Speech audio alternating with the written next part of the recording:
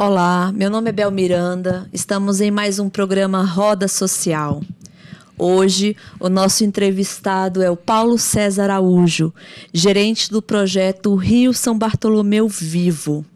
Olá, Paulo, seja bem-vindo ao Roda Social, seja bem-vindo à TV Comunitária. Então, a gente queria saber de você o que é o projeto Rio São Bartolomeu Vivo. Bom, telespectadores da TV Comunitária, muito obrigado pelo convite, pela oportunidade da gente estar aqui falando do projeto São Bartolomeu. O projeto Rio São Bartolomeu Vivo é um projeto realizado pela Fundação Banco do Brasil, pelo BNDES. Foi um projeto que iniciou em 2008 pelo então ex-presidente da Fundação Banco do Brasil, Dr. Jacques Pena. E o Rio São Bartolomeu é um rio muito importante para o Distrito Federal. Ele é um rio que, se a gente não cuidar, Brasília vai ter problema de abastecimento de água, né? Escassez de água. E ele começou em 2008, primeiro fazendo um diagnóstico desse rio, né? Através da Funatura, que é uma ONG aqui de Brasília também, já atua há muitos anos na defesa do ambiente. Tem várias atuações importantes, né? E ela fez um diagnóstico chamado Diagnóstico Socioambiental da Bacia do Rio São Bartolomeu. E nesse diagnóstico, foi um diagnóstico social, econômico e ambiental, mostrou a situação do rio, né? E a partir desse diagnóstico é que a gente então começou a desenvolver uma série de ações para proteger o rio. Interessante. Paulo, você falou na questão da água, é um tema que está sendo muito debatido ultimamente. Esse é o ano de cooperação internacional pela água. A gente tem alguns dados, por exemplo, que Brasília opera na sua carga máxima hoje e o Rio São Bartolomeu vem sofrendo várias degradações, poluição. Então, de que forma está sendo trabalhado as comunidades, as comunidades que moram ali perto do rio? Não é assim? Tá sendo o projeto Rio São Bartolomeu prevê o trabalho com a comunidade local? Sim, com certeza. O projeto tem várias frentes de trabalho, né? A primeira dela é a gente recuperar as margens degradadas do rio. Quem percorreu o Rio São Bartolomeu, em vários trechos, a erosão está muito forte, porque em alguns trechos as pessoas construíram na margem do rio. Então, nós estamos fazendo um trabalho que é um trabalho difícil, é um trabalho de longo prazo, que é ir lá naquela comunidade, naquela margem do rio, sensibilizar o produtor, dizer para ele, olha, você precisa recuperar, você precisa cumprir o Código Florestal, né, que determina que de 15, 50 metros precisa ser preservado, e isso não foi respeitado. Então, a primeira ação que nós fizemos foi construir 3 grandes viveiros. Esses viveiros estão situados em Planaltina, em São Sebastião e em Cristalina, porque o Rio São Bartolomeu ele começa aqui no Distrito Federal e termina lá em Cristalina, já juntando lá com o Rio Corumbá. Certo. Então, esses viveiros, eles têm capacidade de produzir 150 mil mudas por ano. Eles foram inaugurados em 2011, né? Já estão em pleno funcionamento. E nós já estamos aí, já plantamos por volta de 434 mil mudas já foram plantadas, né? Então está sendo bem aceito pelas comunidades, Paulo? Nós, ao longo do rio, você tem comunidades, você tem proprietários rurais, né? Grandes e pequenos. Nesse diagnóstico do rio, nós encontramos 49 comunidades. Desde um assentamento de reforma agrária, né, a grandes condomínios de luxo, né, tem condomínios, comunidades de povos tradicionais, como os quilombolas, lá no quilombo do Mesquita, né? Enfim, é uma diversidade de comunidades né, de assentamentos humanos. E desses 49, nós estamos trabalhando em 13, fazendo um corte mais social, de vulnerabilidade social, né? E desses 13, nós estamos fazendo agora, esse ano, estamos fazendo um trabalho mais em 3, de forma mais efetiva, mais, né, que é o assentamento Renascer, que é o Quilombo Mesquita e o assentamento Líder. Então são essas 3 que nós estamos assim trabalhando de forma mais direta. Nas outras 10 também há um trabalho, né, como Rajadinha, que a gente faz o trabalho lá do FIB, né? E nessas comunidades, o que a gente está trabalhando é a seguinte ideia, né, que nós estamos começando a trabalhar a seguinte ideia. Cada comunidade precisa construir qual é o seu sonho, né? Né? Trabalhar com sonho é muito interessante porque mobiliza. Exatamente. Né? Então nós chegamos na comunidade, sensibilizamos os líderes, a comunidade. Certo. E primeiro a gente faz um trabalho assim. Qual é o sonho daquela comunidade? Como ela quer se ver daqui a 5, 10, 20 anos? E como está sendo assim? Eu tenho curiosidade porque são perguntas que não são feitas, né? Feitas para as pessoas, assim. Qual é o teu sonho? Uhum. Não é? Eu acho que tá aí, daí porque que eu acho que muitas coisas as políticas públicas, elas muitas vezes não têm êxitos, porque elas não partem da vontade das pessoas. Ela geralmente vem de cima para baixo. É a questão do pertencimento. Exatamente. Né? Aquilo que eu não construo não é meu. Eu não participo. Eu não participo, então... Então nós estamos ainda numa fase inicial desse processo. Nós tivemos já fazendo o Círculo do Sonho lá do Renascer, de uma comunidade de assentados da Reforma Agrária, fica ali perto de Planaltina. E o sonho deles lá é se transformar numa ecovila. Né? Olha que sonho interessante, né? Quer dizer, numa outra perspectiva deles produzir de forma sustentável, né? Trabalhar essa questão da agroecologia, né? Da produção sustentável, de construir casas com bioconstrução. Então esse sonho está sonhado e a comunidade está perseguindo esse sonho, né? E aí eles é que vão atrás Exatamente. das ações para realizar. Aquilo que a Fundação, através dos seus projetos, das suas tecnologias, puder colaborar, nós vamos estar colaborando. Mas nem tudo a instituição pode fazer. Então, tem que ter a participação do poder público, às vezes tem que ter a participação da iniciativa privada e da própria comunidade também tem que fazer a sua parte. Então nós estamos nesse processo de sensibilizar as comunidades, de fazer com que cada comunidade, essas 49, um dia a gente vai chegar nas 49, nós começamos por 1, 2, 3, né? Ao final desse processo, o que a gente espera é que a comunidade tenha uma visão de futuro. De aonde ela quer chegar. E o quanto ela é importante nesse processo. E é nesse processo, né? Então, a partir dessa estratégia de mobilização, nós vamos, então, ajudar essas comunidades a mudar a sua realidade, né? Então, se lá no assentamento Renascer foi ser uma ecovila, quando a gente chegar num assentamento urbano, né, lá no Vale do Amanhecer, por exemplo, que é uma cidade, né? Tem vários bairros com comunidades carentes, com toda a problemática social que uma cidade tem, né? Nós vamos trabalhar a ideia do ecobairro, né? Que é a ideia das pessoas se conectar com a natureza, se conectar com as pessoas. Eu acho que o nosso desafio é tentar fazer cumprir uma daquelas metas do FIB, né? Sim. Que é a vivência em comunidade.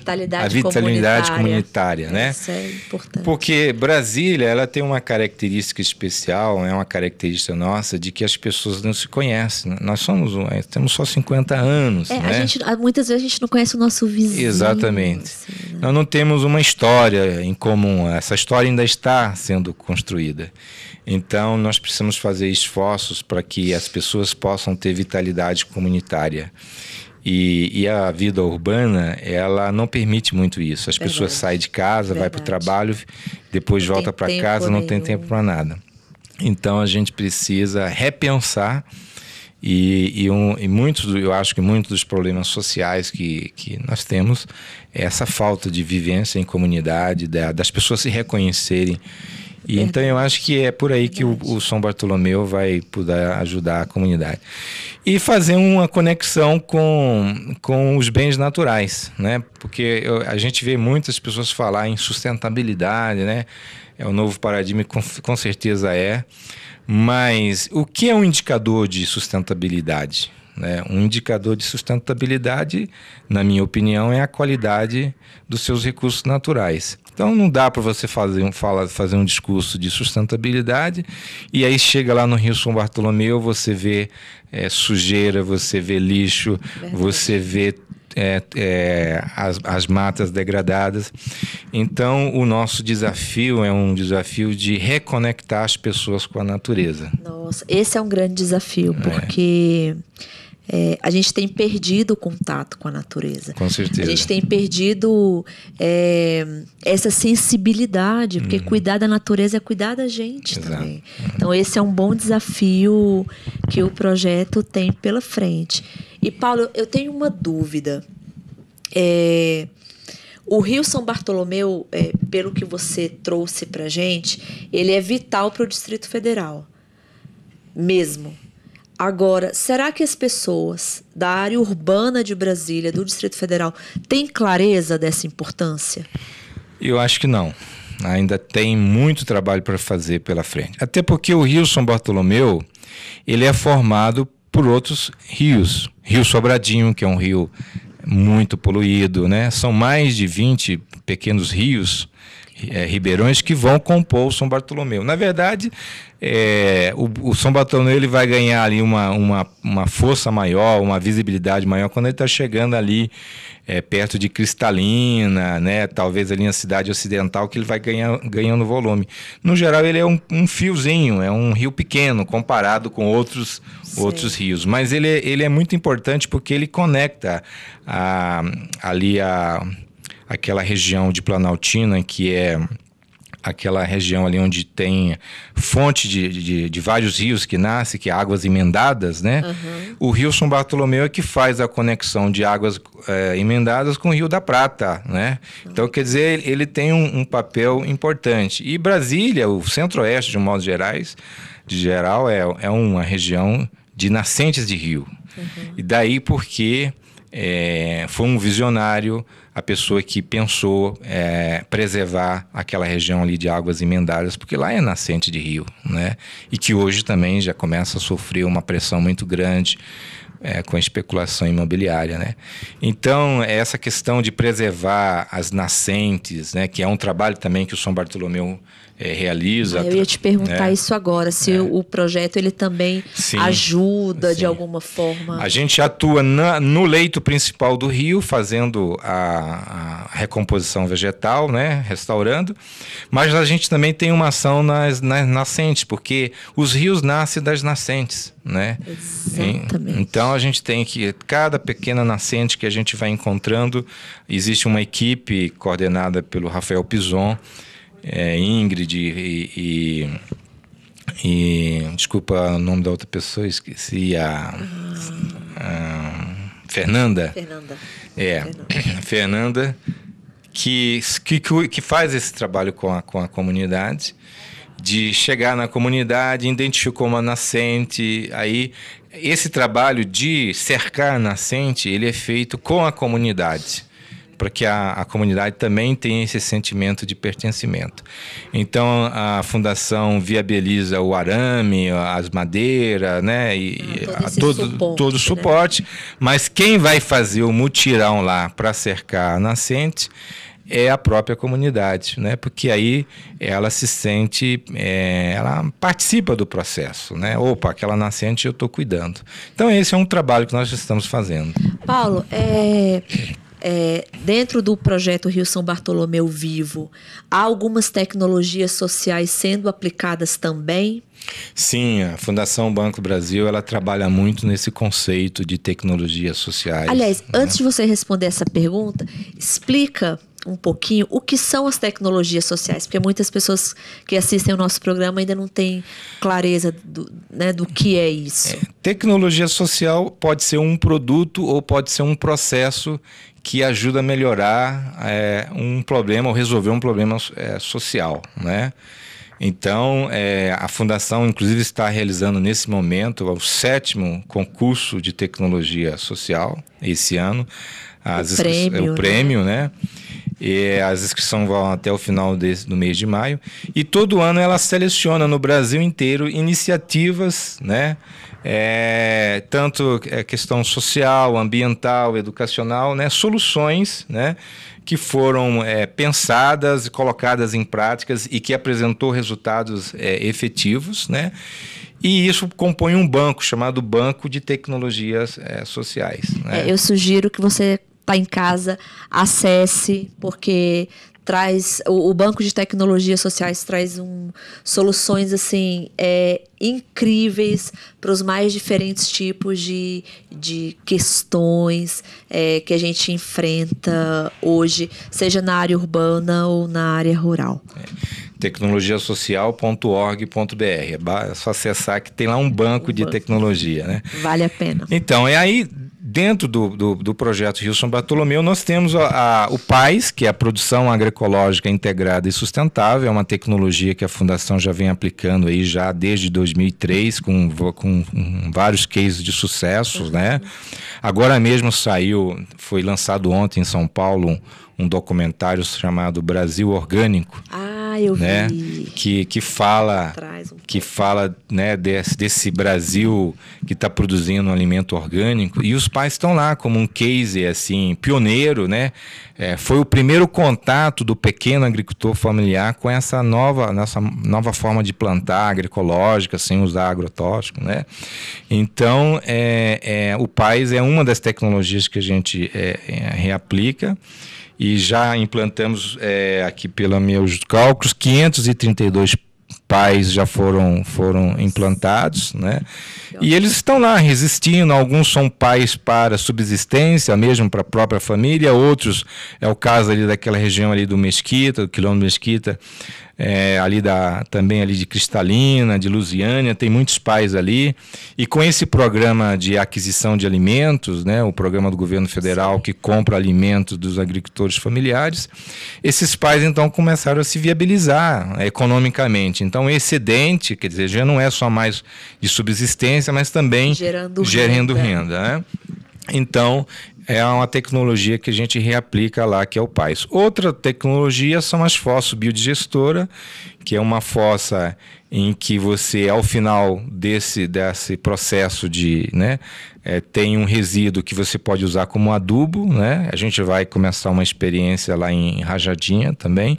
E nós já temos também 300, fossas já foram 250, fossas já foram instaladas, né? E deixando de contaminar o solo, preservando a água. Outra tecnologia também são as barraginhas, que é uma tecnologia muito simples. Você faz um trabalho de conter a água da chuva, né? A gente chama de barraginha nos terrenos, e quando vem a chuva, acumula e você mantém ali aquela terra úmida que favorece ao plantio e a preservação do solo, né? Interessante. Paulo, você falou das mudas. As mudas, os viveiros de mudas dentro do projeto, eles funcionam só para recuperação das margens do rio, ou os produtores envolvidos também, o excedente pode ser vendido ou não? Assim, existe alguma restrição? Não, agora nós vamos entrar num grande desafio, que é dar sustentabilidade para esses viveiros.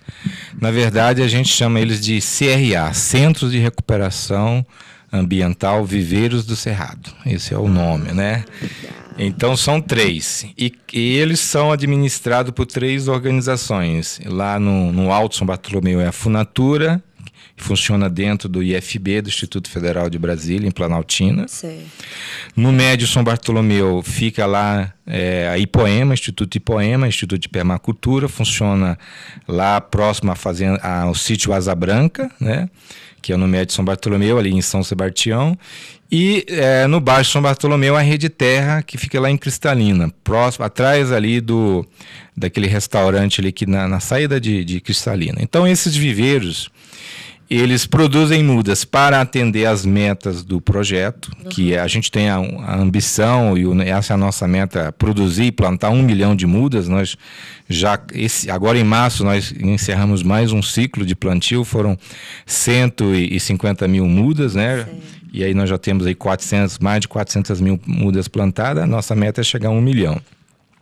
Bem, agora com o Cadastro Ambiental Rural, o CAR, que o Ministério do Meio Ambiente, para fazer o cumprimento do Código Florestal, os produtores vão ter que fazer o seu cadastro. Uhum. E aí eles vão identificar quais são as áreas degradadas dentro das suas propriedades.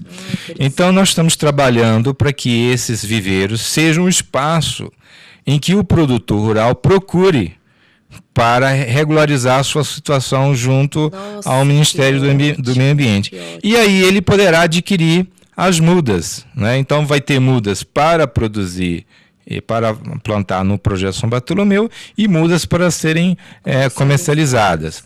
Nós também estamos num esforço aqui em Brasília. Brasília é uma cidade que tem muito evento, né? Uhum. Aqui todo dia tem um evento aqui em Brasília. Verdade. E evento é carbono, né? Evento, ele emite carbono, polui, né? É energia elétrica, é consumo de água, enfim. Então, se você quer fazer um evento sustentável, você tem que fazer uma ação para compensar o carbono que você emitiu. Então, nós estamos num esforço de também fazer com que os nossos viveiros tenha nessa atividade uma fonte de renda até para eles se sustentarem economicamente. Ah, que ótimo. Então vocês estão estruturando isso com as comunidades. Exatamente. Também. Então a ideia é o seguinte, tem um evento em Brasília? Tem. Né? Agora mesmo nós estamos em negociação com a Frente Nacional de Prefeitos, vai ter um encontro de prefeitos aqui no final do mês sobre municípios com sustentabilidade. Quer dizer, não dá para você falar de um evento com sustentabilidade e você não praticar a sustentabilidade, né? Então nós estamos dialogando com a Frente Nacional de Prefeitos dizendo o seguinte, nós vamos calcular quanto de carbono vai ser emitido, aí a gente tem todo um processo para chegar, para saber quantas mudas seriam necessárias serem plantadas, né? Para compensar o carbono que foi, digamos, utilizado durante os 3 dias do evento. Isso, né? É muito legal, Paulo. Vários eventos em Brasília, eu já participei de alguns, tinham essa pegada, assim, né? De, não, a gente faz o evento, mas a gente não quer realmente destruir, poluir, né? E tem essa pegada eu acho que as pessoas compram, as pessoas estão preocupadas do modo geral. Nós estamos nesse desafio de fazer disso e aí dar sustentabilidade para os viveiros. Nós também estimulamos o surgimento de pequenos viveiros também, além desses 3 grandes viveiros. Nós temos já 8 pequenos viveiros em comunidades, são viveiros comunitários, que é para produzir mudas nativas do Cerrado. As mudas nativas do Cerrado hoje comercialmente não têm apelo, a não ser que o governo realmente faça cumprir a lei, que os produtores resolvam realmente restaurar a sua área degradada, aí você vai ter mercado para comercializar essas mudas. Nós estamos com essa expectativa, né? Com o novo Código Florestal, de que há um mercado de mudas aí surgindo. Mas nós já temos alguns pequenos viveiros, eles fizeram uma produção no ano passado, mas infelizmente não conseguiram comercializar, porque as mudas do Cerrado não têm muito apelo. Vamos ver se para esse ciclo a gente não vai produzir sem antes estar amarrado essa questão da comercialização. É um desafio que a gente tem a enfrentar. Legal. Paulo, nosso programa está chegando ao fim. Eu queria que você deixasse os seus contatos, os contatos do Projeto Rio São Bartolomeu Vivo, para que as pessoas conheçam mais. Vale a pena, é um projeto fantástico e que tem revolucionado a vida de comunidades. Então, por favor, compartilha com a gente os contatos de vocês. Então, nós temos o nosso site, que é rilsonbartolomeovivo.org.br, que as pessoas podem acessar. Lá tem as notícias do projeto. Nós também já temos a nossa página no Facebook, no Twitter também a gente já está lá. É só fazer uma busca, Rilson Bartolomeu, que já aparece. Tem vários vídeos produzidos, várias matérias, várias reportagens falando do nosso trabalho, né? E aí eu quero convidar você, telespectador, para participar com a gente também. Nós realizamos, quando chegar no mês de novembro, que é o período de plantar, porque agora nós acabamos de encerrar, né? Março, ali a gente encerrou os plantios, né? A gente começa em novembro, janeiro, fevereiro, no período da chuva, né? E aí agora a gente entra na fase de produção de mudas e vamos começar a plantar em novembro, né? Que é o período de novembro e dezembro. E nesse período, quando chegar o período de plantar, a gente realiza mutirões de plantio. Então a gente convida a comunidade, olha, vai ter um plantio no Alto São Bartolomeu, assim, assado, em tal dia, tal horário. Aí a gente forma uma caravana e aí todo mundo vai lá para a beira do rio plantar, né? Fazer essa conexão com a terra, com a água, conhecer a comunidade. As pessoas precisam sair de dentro dos seus apartamentos. Não, é uma oportunidade de plantar uma árvore. E plantar uma árvore, né? Porque diz que para uma pessoa, para ser realizada, ela precisa se realizar 3 coisas, né? Ter um filho, escrever um livro e plantar uma árvore, né? É verdade. Então, você tem uma oportunidade de plantar uma árvore às margens do Rio São Bartolomeu. Muito obrigado pela oportunidade. Então fica o convite. A TV Comunitária vai estar lá com vocês no próximo plantio. Tem um ditado que eu gosto muito, que todo mundo gosta de sombra, mas poucas pessoas plantam árvores, então vamos plantar. Agradeço imenso você, Paulo, por estar aqui com a gente. Muito obrigada. Obrigada ao projeto Rio São Bartolomeu Vivo. Ficamos por aqui, agradeço a sua audiência, o Roda Social fica por aqui. Por favor, compartilha com a gente a tua sugestão, o nosso e-mail é rodasocial@gmail.com. No início do programa eu não disse, a Suzane Durães, que é outra apresentadora, não pôde estar com a gente hoje, teve um imprevisto, mas na próxima ela está com a gente. Um abraço e até lá. Tchau.